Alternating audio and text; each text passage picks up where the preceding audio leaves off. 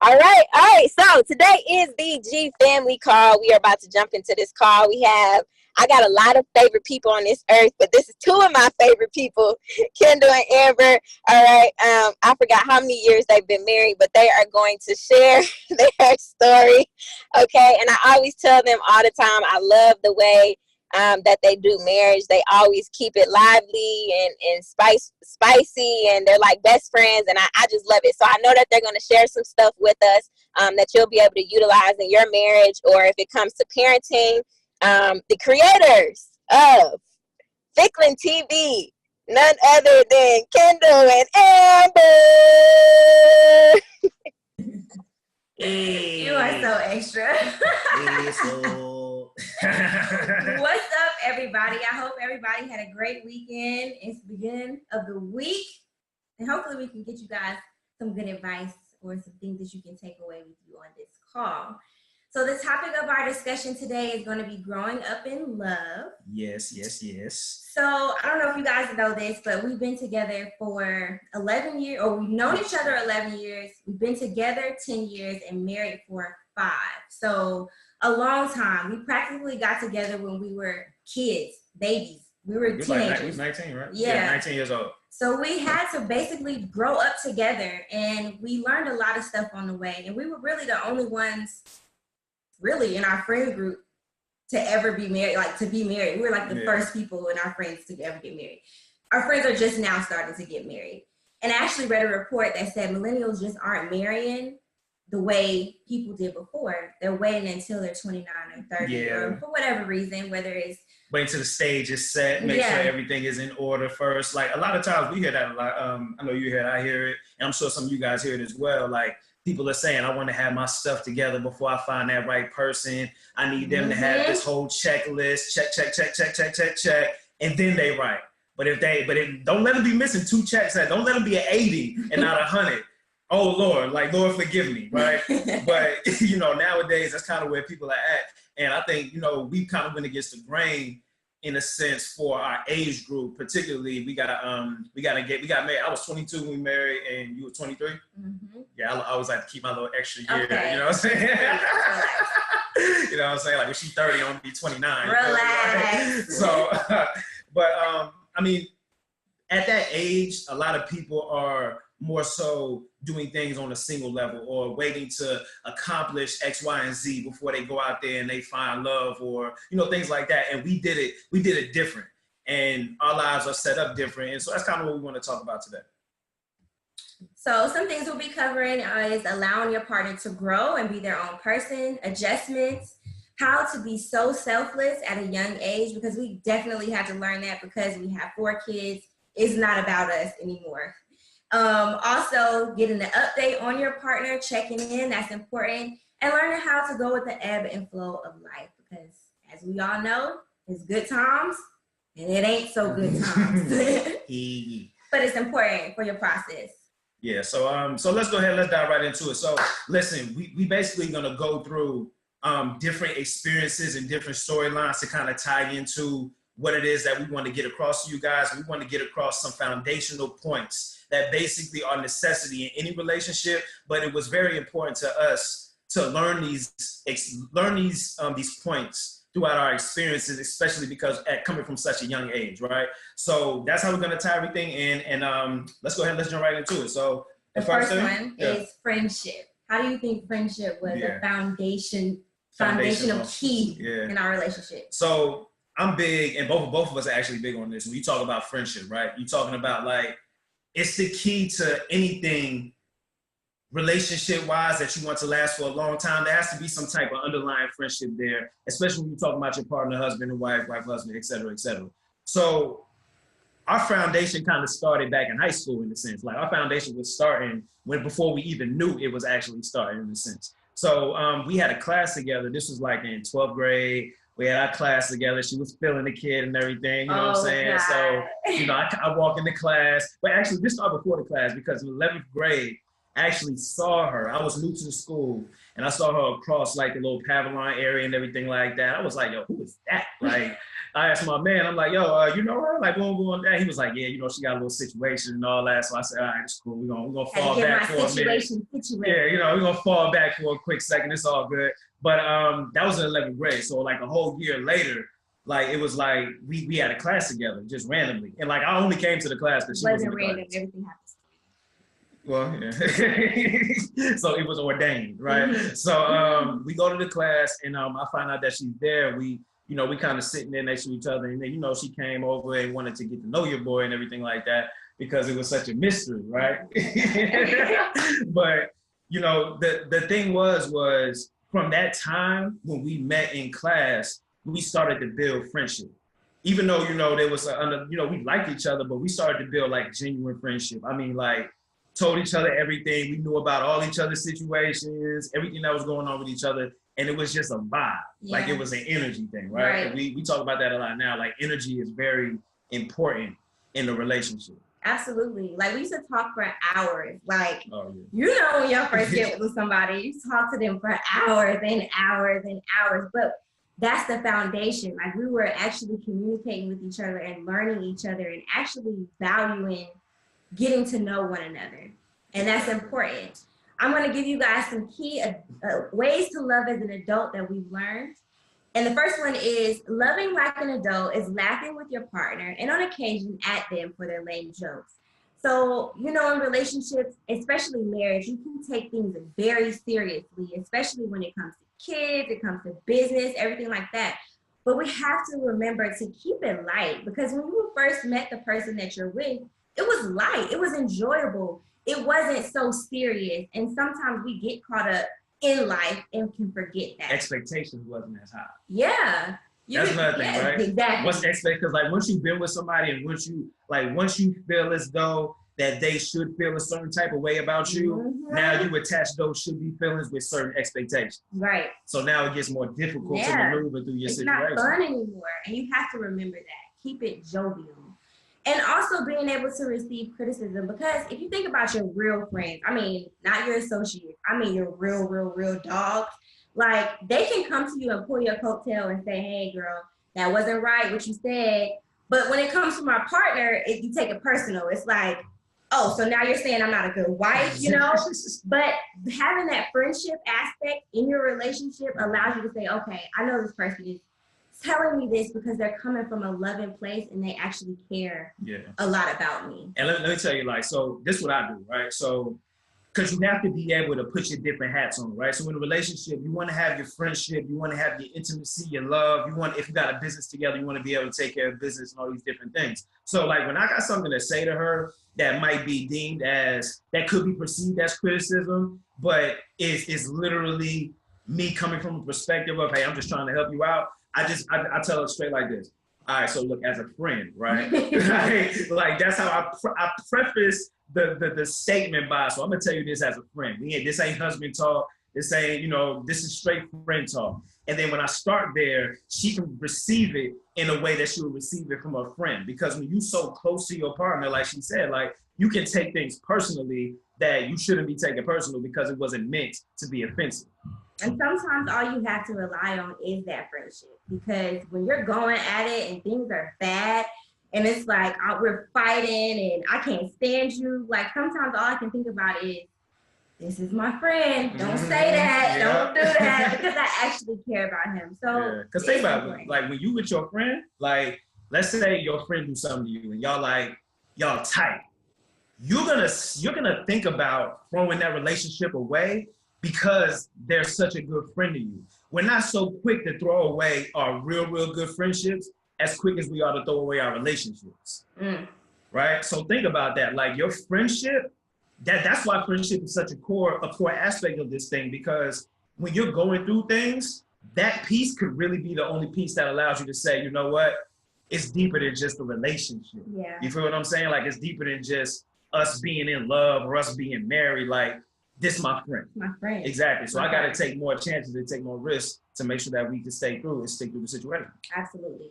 Yeah. So with true friendship comes understanding and compassion, which moves me on to the next piece of our building the foundational keys or tips, right? Mm-hmm. And so my next loving like an adult quote is, I know you hate these, but I'm going to say them anyway because I made them for you guys. So loving like an adult is accepting that we all come with a pair of baggage or more. And it isn't up to us to judge them for what they're toting around. So I have a story for y'all, and I know some of my ladies can feel me on this. We were going through our go-through, and I was doing the blame game thing. Like, you didn't do this, you didn't do that, and, you know, going hard. And one time during our argument, Kendall actually brought up, well, you can't blame me for that when you aren't doing X, Y, and Z. But, you know, at the time, I wasn't feeling it. I'm not hearing nothing you got to say. But, of course, you regress and you go back and if you're like me, you mull over the argument for a couple hours and think about everything they said. And, you know, once I calmed down, I realized he was actually right. My first grade teacher actually taught me that you can't point your finger at someone when you have three fingers pointing back at you. And it was the truth. Like, I can't keep pointing out what you're doing wrong and I'm not checking up to the things that I'm not doing. So it's really about putting your big girl panties on and looking yourself in the mirror and saying, you know, I'm not showing up in this way. I'm not cooking every night. I'm not giving him affection in that way. Like, it's being real with yourself. And when you start showing up like that in your relationship, the other person can't do anything but show up, you know, do the things that they're supposed to do. If you're pouring out love, you're going above and beyond, pouring out of your cup, they can only respond back with their love, with doing the right thing. Yeah. And I mean, you know, this brings us, like, it all coincides together because the understanding and compassion that it takes to be able to, well, first off, number one, before you get to the understanding and compassion, like she just said, you got to be able to put your big girl, big boy drawers on and be able to admit to yourself when you ain't right. Mm-hmm. You know what I'm saying? Like, I think that's, like, so important because it's only your ish. Yeah, own that shit's naive. You know what I'm saying? Like, because I think that when you can wear your own stuff, then your perspective and the way you're thinking about whatever the situation is, it changes. Yeah. You're no longer looking for what they're doing wrong. You're trying to fix where did I mess up. Right. You feel what I'm saying? Yeah. So, like, it brings me to, like, when she was going through all these things, right? She was saying, like, you're not doing this, you're not doing that, you're not this. My immediate reaction was more like defensive. Add it to my laundry list. Yeah, add it to my. I'm not doing. Oh, so look, I literally, like, I'll pay, like, so, you know, we had a GFamily Call a while back talking about petty, right? So I was like, okay, I got all this stuff I'm not doing, y'all. I wrote the whole list. I went, number one, I'm not doing number two, this, number three, that, like, this is what it is, right? Because I was trying to make a point.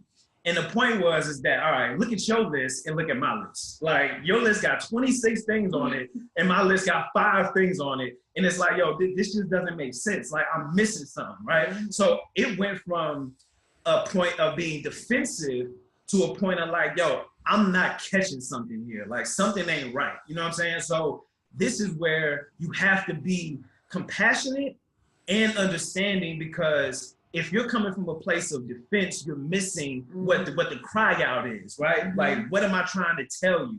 You're going to miss it because you're fighting it. So I think that, you know, I sat down with one of our good friends, and I started asking questions, right? And this is very important when you're talking about understanding and compassion, friendship, everything that has to do with a relationship. I started asking questions like, you know, what's the underlying reason for these things? Yeah. Right? Like, let me really try to listen. Yeah. You know, we say we listen to our spouse and we say we're listening, but most times we just hearing them. We're not really listening, right? So I had to take it down, go through these things that she was mentioning that were more on a highlight level and break down and say, okay, maybe she is right, right? You know what I'm saying? Like, you know what? Like, let me be real. Like, once again, wearing your big boy drawers. Like, okay, she's right. I'm not really performing the way I should be performing or the way that I can perform. Right? And what happens is once you set a certain bar in a relationship and now you're no longer like reaching that bar that you set, right? It gives off a certain level of like, well, what's going on? Like, what's wrong? Like, why are we clicking, or what's going on with you, right? So I think the biggest thing that I had to do was find out from her, like, yo, like, what is really the issue? Mm-hmm. And how I figured out what the issue was I told her what I thought the issue was. And then I asked her, I say, listen, I'm just trying to find out what the truth is. Can you tell me? right? Did that, we spoke about it, and I talked to my friend, and she was able to help me tie in how women in general feel about things, but not just women, because they both Aries and they're both best friends. She was able to give me insight as to the backdrop for why she was feeling how she was feeling. Yeah. And those feelings are going to change. The requirements of your partner is going to change, just like with anything in life. The only thing constant in life is change.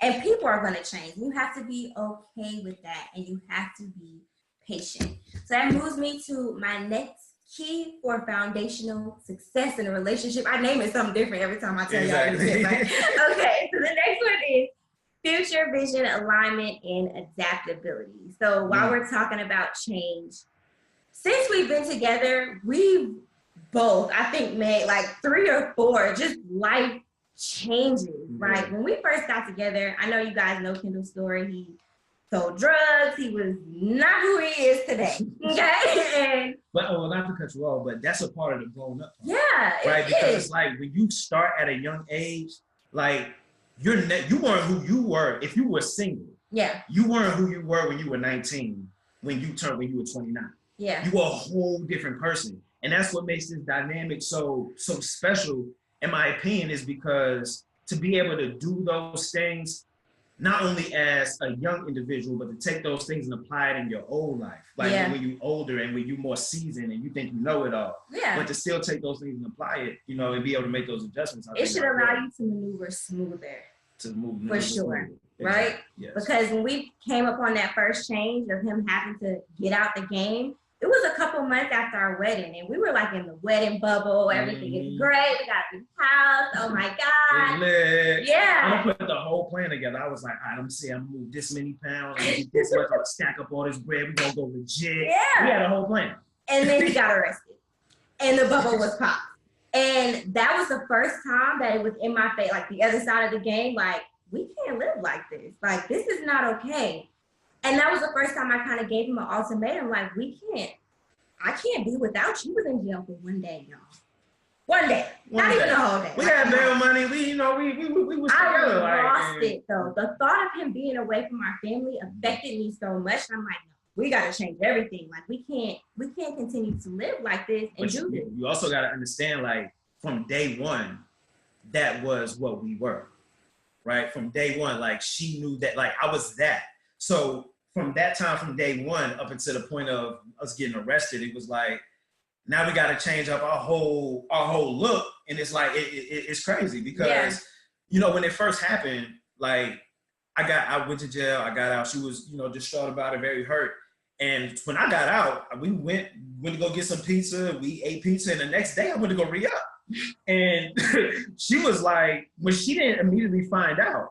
But when I came home and she found out, that was the moment that changed everything. I think how was I? I had to be like 23. I was 23 at the time.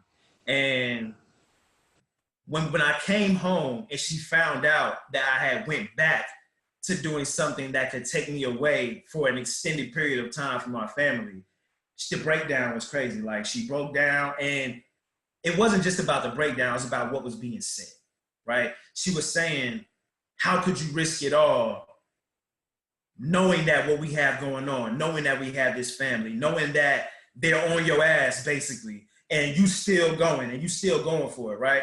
And I think, like, what was frustrating to you about that? Like, what was in that moment, what were you feeling? I was frustrated because one thing that attracted me to you is your hustle, is your ambition. And that just wasn't the only way to get it. And I felt like you could do it in another way, like you're doing with real estate, like you did with the barbershop. You know what I'm saying? Like you did with plenty of other businesses that you created. It was that you were choosing to do that, knowing the risk was, in my opinion, greater than the reward. Even though, I mean, we had a nice lifestyle, but I knew you could do it in another way. Yeah. And so I guess when we came together and we sat down and we talked about it, that was one of those points in our life where we had to make an adjustment. We had to shift, right? We literally had to sit down and tell it, like, y'all, like, our income went from like 70% of our income left the building, like, not in the house anymore. We living off 30%, right? And at that time, it was very gutsy for us to say like, all right, we're gonna make this transition together. Like we're gonna change the game together. And it wasn't an easy transition because I went through a period of depression, complete identity crisis. If you think about it, like he identified himself with that for so long to now have to I'm not that anymore. Well, who am I? You know? And so it was the redefining. And so that was the part where I had to be patient with him and allow him to grow, give him space to grow. I couldn't be on his back like, well, what are you going to do? Well, bills are due. Well, that's not allowing him to be able to grow and to change into the person that he needs to be. So you have to give that person space to do their thing. And it helps it helps with your being in alignment with one another. It's very important as you're growing in love, as you're growing in your relationships, to be in alignment with everything. Yep. We've been in alignment from day one. Like literally, like, you know what I'm saying? Like the goal never changed. The goal has never changed. Like the way we're getting there changes, but even then, the way we get there, we're still in alignment. Yeah. You see what I'm saying? So when it was the street, we were in alignment. Like it was like, yo, we're gonna be the biggest in the city. We're gonna be, whatever it is. But how you fall out of alignment is not being in constant communication with that individual, right? Because while she was thinking one thing, like we about to be on, like I'm about to be the kingpin, we about to get it in my head, I was like, I'm feeling the walls closing in. I think it's time for a change. Had I shared that information and communicated the realignment that I was on, maybe we could have avoided the situation. We could have, yeah. You see what I'm saying? But without that communication, it just doesn't happen.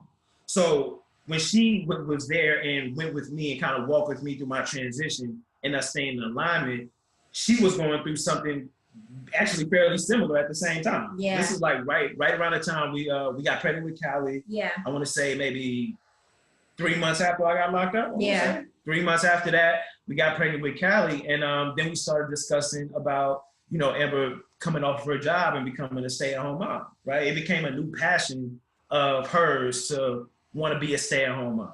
Right. So you go from making all the bread, losing the bread, figuring out how you're gonna bounce back, and now your wife want to be a stay-at-home mom. Like, what that? Like, how am I about to pull this off? Like, what you mean, right? So, but throughout the process, I understood because we were in alignment, it was always a goal of mine to provide that option, right? So it wasn't anything that we didn't fight about it. It wasn't like how you want to be a stay-at-home mom? Like, what do you mean? You feel what I'm saying? It was the timing, though. It was the timing. And that was where we butt heads, where we were getting to issues at. Because I thought that's what we're supposed to do. We're supposed to get married, we're supposed to have a baby, and then I'm supposed to stay at home, right? But I didn't communicate that with him. He didn't know that was the plan. So that was where we came up into bumping heads. But he allowed me to feel how I wanted to feel. And even in the new transition, now that I'm coming out of being a stay-at-home mom, now I want my own business. Now I want to make my own money. He allowed me to do that too. It wasn't, oh no, this is your role. You stay in this place. Mm-hmm. It's giving me the space to grow. And that's the beauty of starting with someone when you are young. They are going to change. And if your partner understands that, and really at no matter what age you are in your relationship, just understand that person is going to grow. Hopefully you guys can both grow together. Yeah, because nobody is so perfect and so locked in that you're going to want to be and do whoever it is you say you are and do whatever it is that you do from the time that you meet that one person until the time that the game is over. Like, it's just not possible, especially being an entrepreneur. Like, and when she was ready to change and do different things, I remember, like, you would feel bad. Like, you would feel bad for wanting to switch the script. Yeah. Right? And what would I always say? What? Like, when you talk about, like, oh, I feel bad for wanting to do something different, I would say, listen, this is, like, part of the game. Like, it's part of the experience. You know what I'm saying? Like, you can't feel bad for wanting to do something different. When you were in that moment, try it out, see what it is, and it's okay, and there's nothing wrong with that. So we got to stop beating up our significant others and lacking the patience and stop being so selfish all the time and thinking that we are so perfect that nobody else can want to change. That's right. That goes back to the friendship, right? Yeah. Because if you really truly love your friend, you'll want them to do better and want them to grow. We'll see them win. The person that they're supposed to be, Ghost and Tasha. No. No. All right, and then my last point is to have a true support system. I know when we were in some of our roughest times, it was those people around us that truly cared about our relationship that pulled us through. Yeah. Even when we were going at it and we couldn't see past the dust and see past the debris of the things that we were kicking up and throwing at each other, we had really intentional people surrounding us that cared about our family and cared about us being together and loving one another. So kept our eyes on the prize. Yeah. Kept our eyes on the prize. Like gut checking us. Like, no, you shouldn't have said that to him. Or no, that was wrong. You shouldn't have did that to her.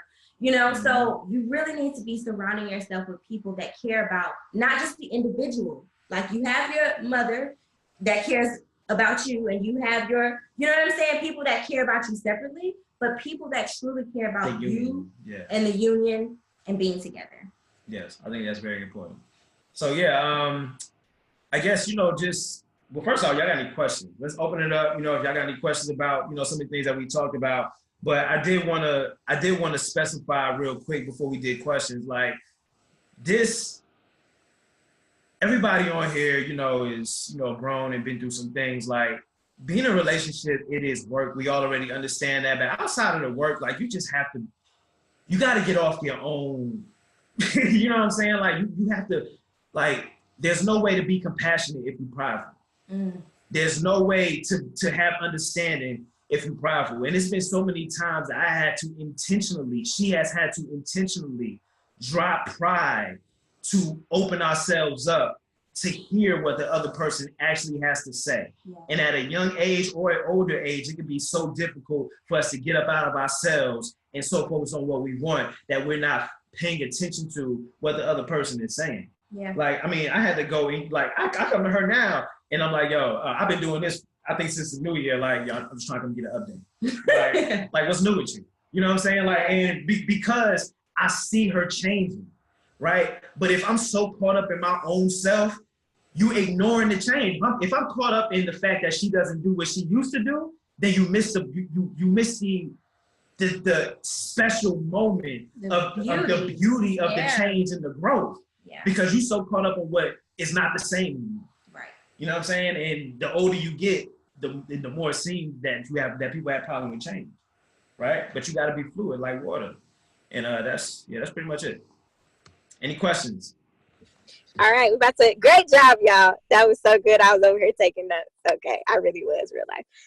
Okay, so we're about to open it up for Q&A. If you have a question, just go ahead and use the virtual hand, and we'll do it that way.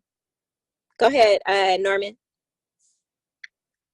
Wow, great call, Kendall and Amber. I really appreciate it. Thank you, sir. Dropping gems, dropping bars. I feel like Beyonce and Jay-Z ain't got nothing on y'all, man. Y'all, you know, you can't have compassion and understanding inside when you still have pride. I don't think change is change. I'm sitting here just, y'all dropping true gems, man. One of the things I had to learn, I came out of a relationship that wasn't really based on the friendship piece. And that was partly because I think for me, I think at the root of my issue was I wasn't the real friend that I am learning to be now. And I really appreciate you all, just the G, but my question was the second, I know you guys said friendship was the first one, and the second one was have a true support system. What was the second gem you guys shared? Because I was keeping up with everything. What was the second one? The second one was understanding and compassion. And the third one was, it's kind of it's like alignment and adaptability. Yeah, future vision, alignment, and adaptability. Got it. Yeah, definitely. And it awesome. Just like it, man. You just got to be grown up about this thing, like, and right.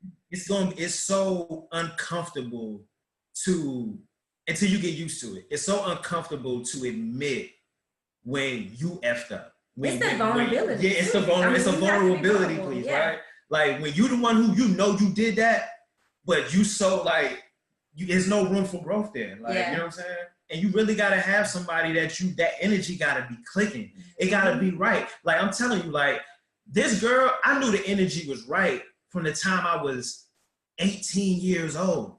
Like when we met in class, the energy was on the money. I'm talking about, look, for us fellas, right? If they're like back then, I'm not trying to talk to nobody. Look, I'm just trying to do my thing and keep it moving. I ain't with none of that extra stuff. I'm sitting up until 6:30 a.m. in the car. The sun is coming up, and we're talking. I'm not smashing nothing. We are talking.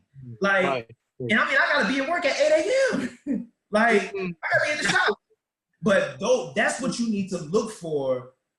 That type of connect and that type of energy harmonization, if I can say that, when you looking for that person that's for you. You gotta have that. Perfect, man. Bro, man, God bless y'all. Y'all keep doing what you're doing, man. I appreciate it. Thank you. Love it, love it. Who's next? Coach Rice said in the comments, Ghost and Tasha for real. Power. Go back. Anybody else? Questions, comments? Tasha was out. She yeah, stayed for the left. change, okay? Oh yeah, Tasha wasn't down for it. Questions, comments. Go ahead, Trey. All right. I just wanted to say thank the both of you for just being transparent and just telling us you guys' story. Due to the fact that for me and my wife, it almost sounds similar because her and I have both met in college. And we were both 18, 19 years old. And we've only been married for a year and 7 months now. And I'm 25. Well, I'm getting ready to be 26 and she's 25. And some of the things that you guys were talking about had really stood out because there were some things that her and I had also gone through. And the one thing that really hit me was just being able to be vulnerable and also just embracing the growth and the changes within each other was something that really that I was able to take away from you guys' conversation. So I thank you guys for just being transparent about you guys' relationship and your marriage and how even through those situations that you guys had gone through, you guys were always able to remain friends, one, but also being able to just allow each other that space to grow, but also encouraging and embracing that growth as well. Definitely. Thank you, sir. I appreciate you.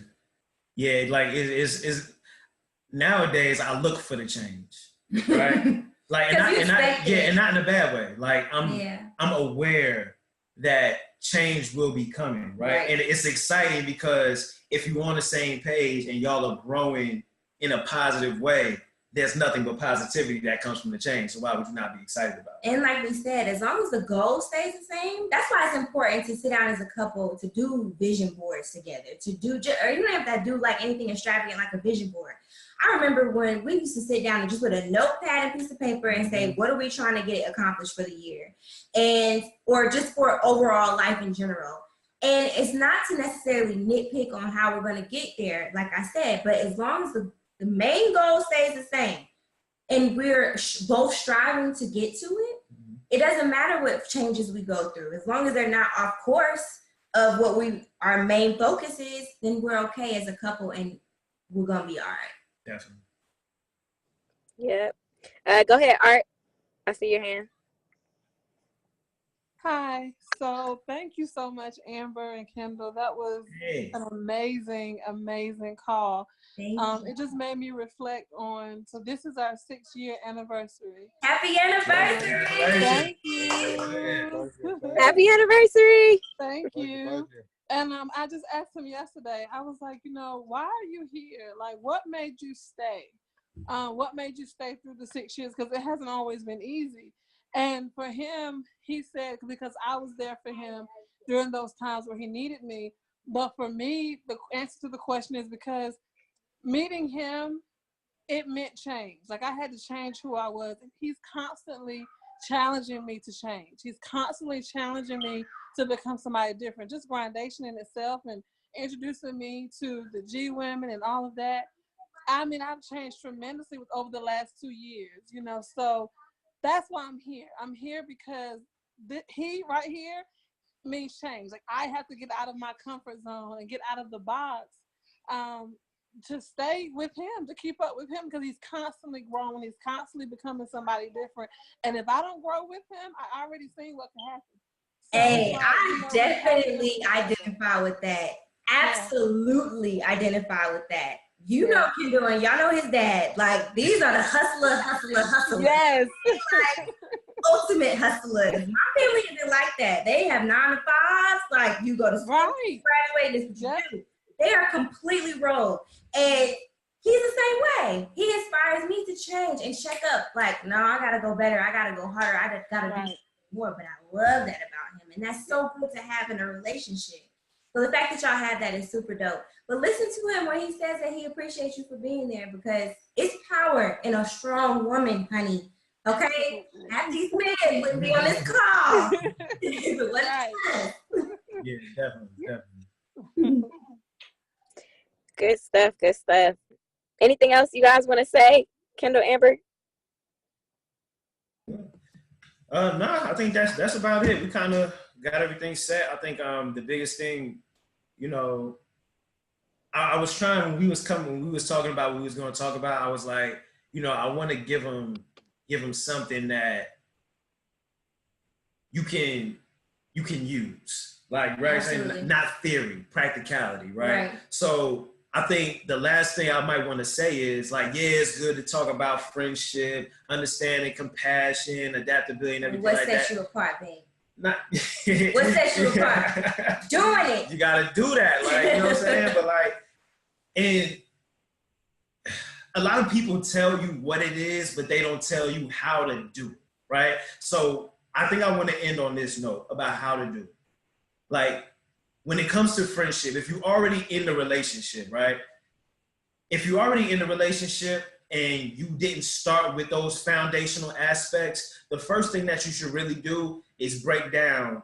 And when I say break down, I mean break down the relationship. Like, break down the expectations, have that conversation, really find out, get an update first, right? You got to get an update on your person that you're with and find out what it is that they really want. And you have to set an environment that makes it comfortable for your partner to express themselves and be vulnerable with you. Like, if in the past you didn't allow them to speak on things that they felt because you would get too angry or you wouldn't be open to the conversation, you know, set the stage by letting them know, hey, I know in the past I've done X, Y, Z, but right here, right now, I'm ready to start something fresh. You want to tear it all down and then just practice every day one aspect of each principle, right? So do something that you would do for your friend tomorrow on Monday.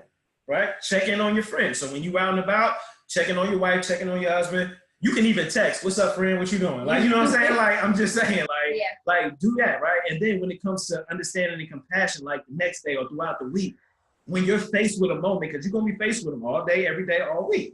When you're faced with an opportunity to show understanding and compassion, practice it. Show it right then and there, right?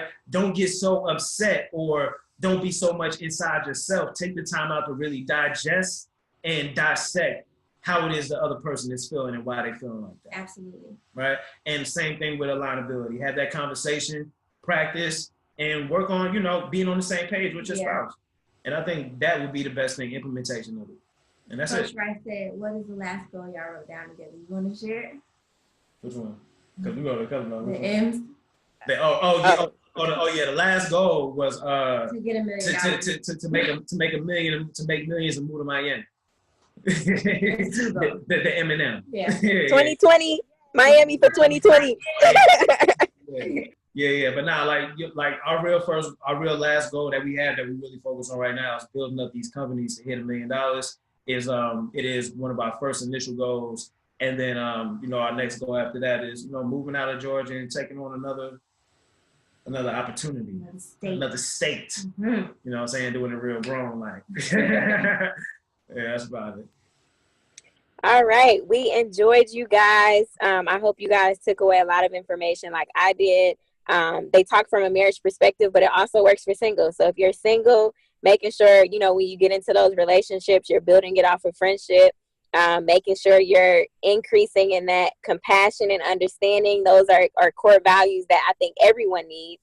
And then making sure that when you're dating, you're talking to that person about what their future looks like, so that you're making sure that you guys are aligning with each other. So it was awesome. Great job, guys. So proud of you. Love you guys. If there's nothing else, everybody enjoy the rest of your night and great grind night. We'll talk soon. Great grind night. Great grind night.